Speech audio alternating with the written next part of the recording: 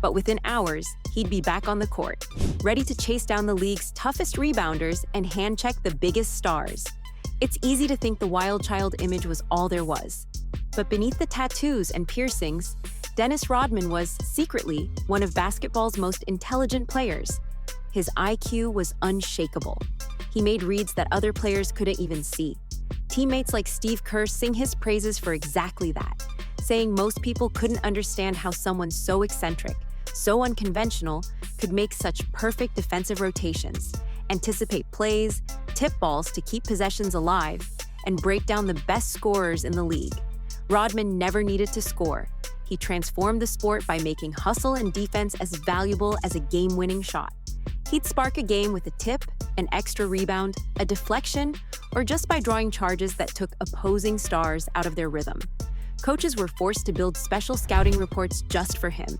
But coaches adapted, trusting that the results mattered more than the journey. Phil Jackson, perhaps the only coach who ever truly understood Rodman, once sent teammates to Atlantic City with him in hopes of keeping him connected.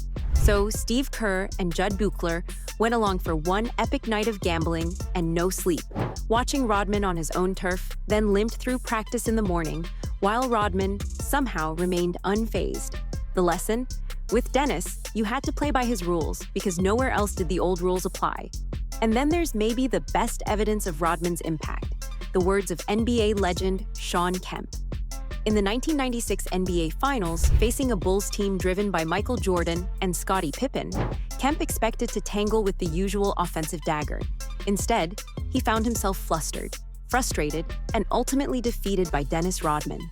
Game after game, the moment Seattle needed a big rebound, Rodman materialized.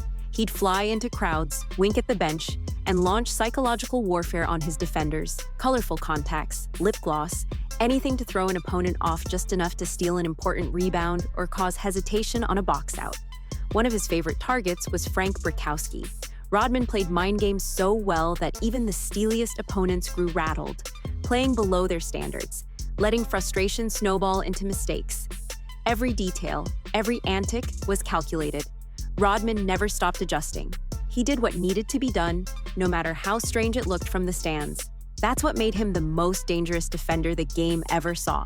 Not just the rebounding and hustle, but this otherworldly ability to control the rhythm of the game, to set traps nobody else saw coming, to turn chaos into a tool for winning.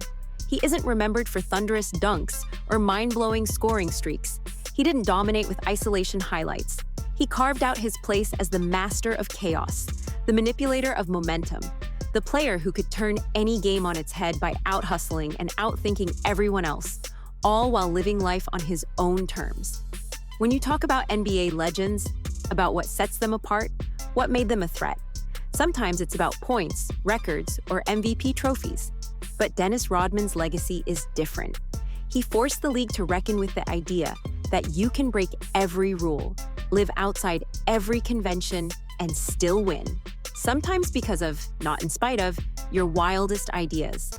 Maybe you see the crazy hair and wild parties first, but ask anyone who's truly been in the grind, and they'll tell you it was the relentless will, the insatiable hunger for victory, and the unmatched mind games that made Dennis Rodman not just a Hall of Famer, but the most dangerous defender basketball has ever known. That's why even the greatest scorers, the biggest bruisers, and the most accomplished champions list his name first when they talk about the players that truly left them scrambling for answers. So when you tell the story of Dennis Rodman, don't stop at the costumes or the controversies.